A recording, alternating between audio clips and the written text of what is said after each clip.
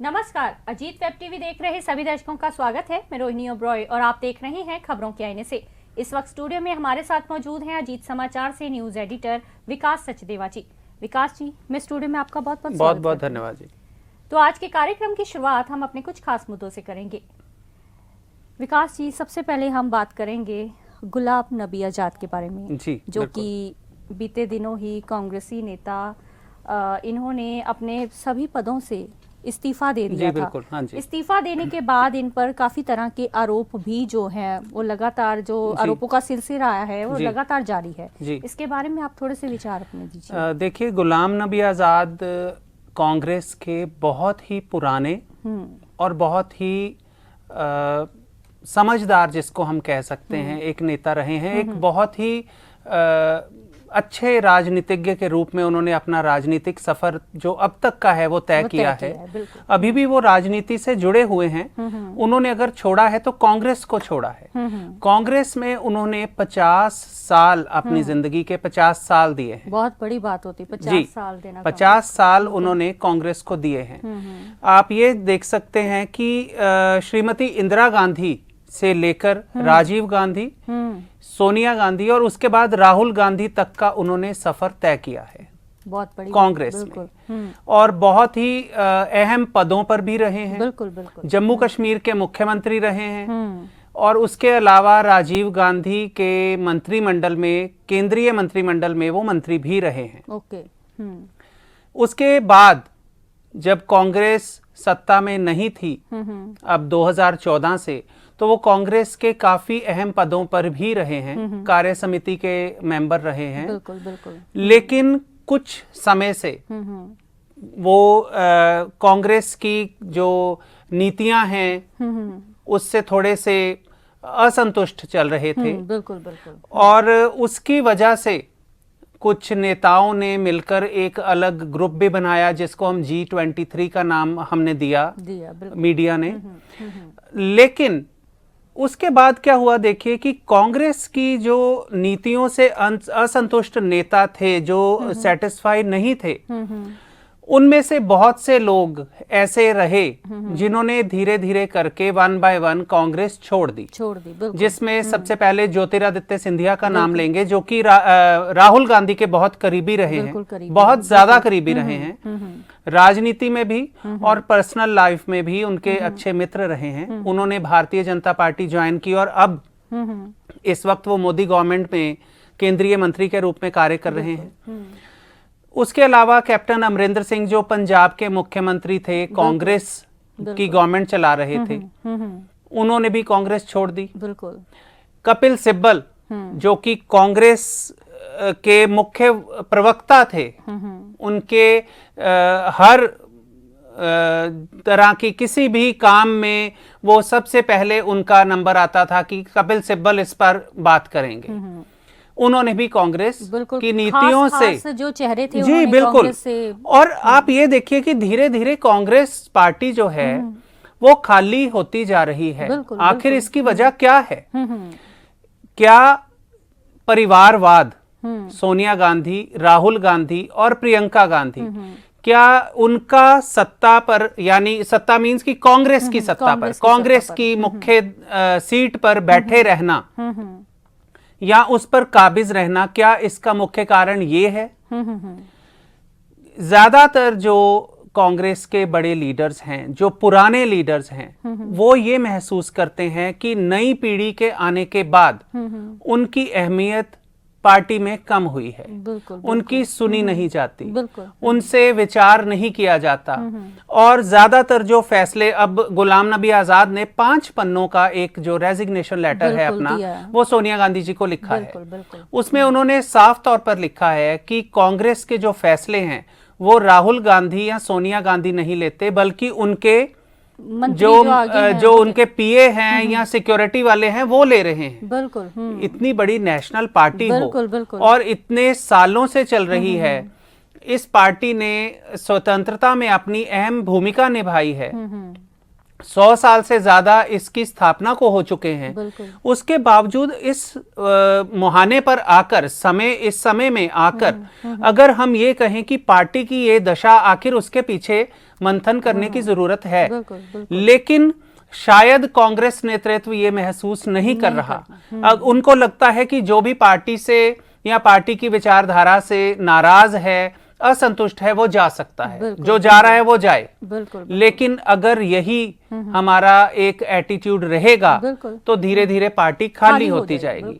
उसमें सिर्फ अगर कोई रह जाएंगे तो सिर्फ एक आसपास का एक जो घेरा है जिन्होंने बना रखा है, वो घेरे वाले ही लोग रह जाएंगे। और वो पार्टी कैसे चला सकते हैं? पार्टी तो चल ही नहीं सकती। देखिए, पार्टी का मतलब है आम लोगों से जुड़ना। बिल्कुल।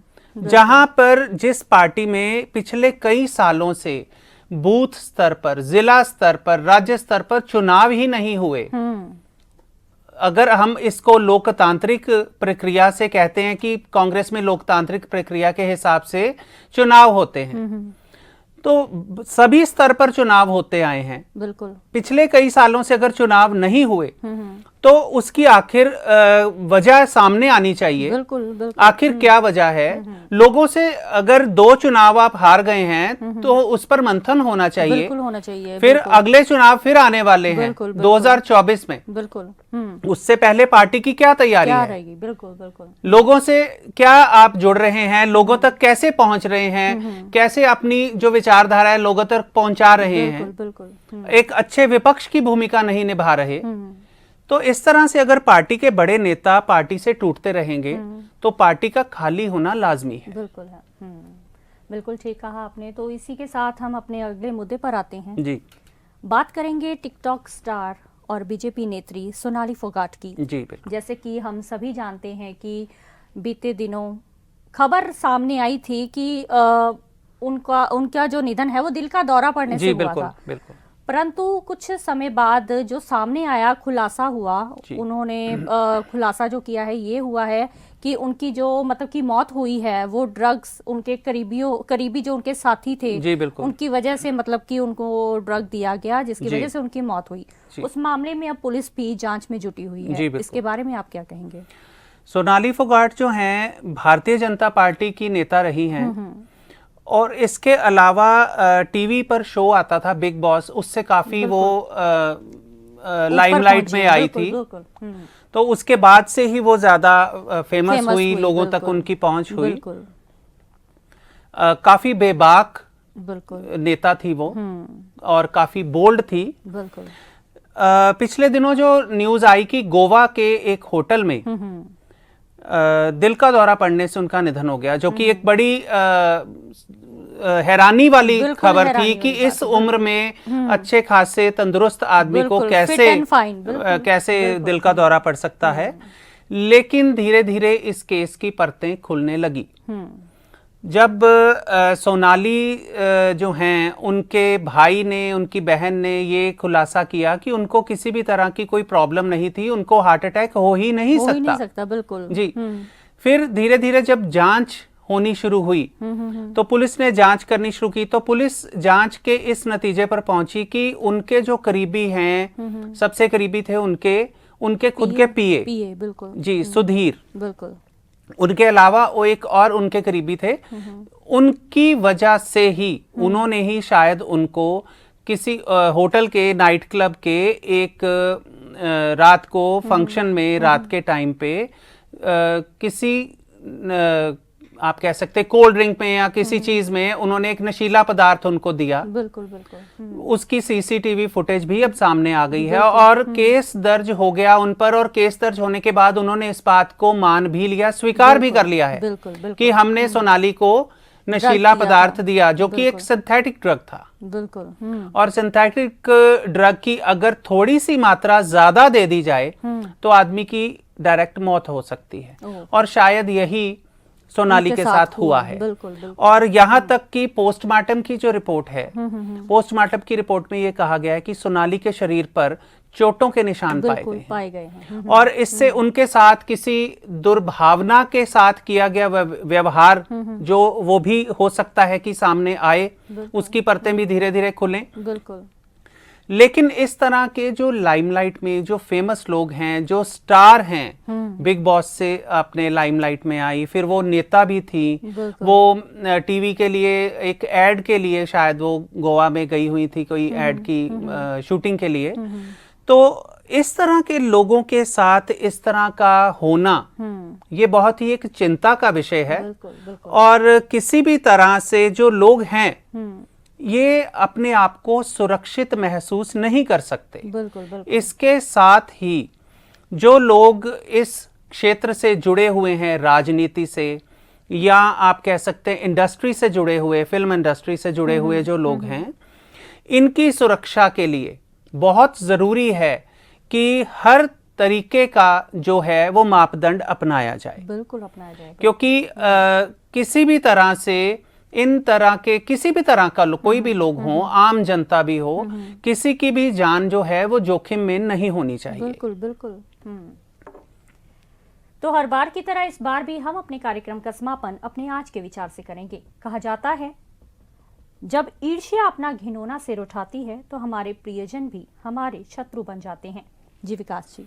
देखिए, ईर्ष्या, जेलसी जिसको हम कहते हैं, जेलसी किसी से भी हो सकती है। बिल्कुल। तो जेलसी जब मन में आ जाए कि मेरे से ज्यादा वो आगे क्यों है, बिल्कुल, आज मेरे से ज्यादा वो सफल क्यों है, बिल्कुल बिल्कुल, तो जब ये जेलसी मन में आ जाए, या कोई ये काम कर रहा है मैं क्यों नहीं कर रहा, बिल्कुल, मेरे तक क्यों नहीं ये चीज पहुंची, तो उसमें ये नहीं देखा जाता कि कौन कितना करीबी है। जेलसी जो है, जो ईर्ष्या है, वो किसी भी स्तर पर आदमी का जो मनोभाव है, जो मनोस्थिति है, उसको बिगाड़ कर रख देती है और आपसी संबंध जो हैं वो बिगड़ कर रह जाते हैं। बिल्कुल बिल्कुल।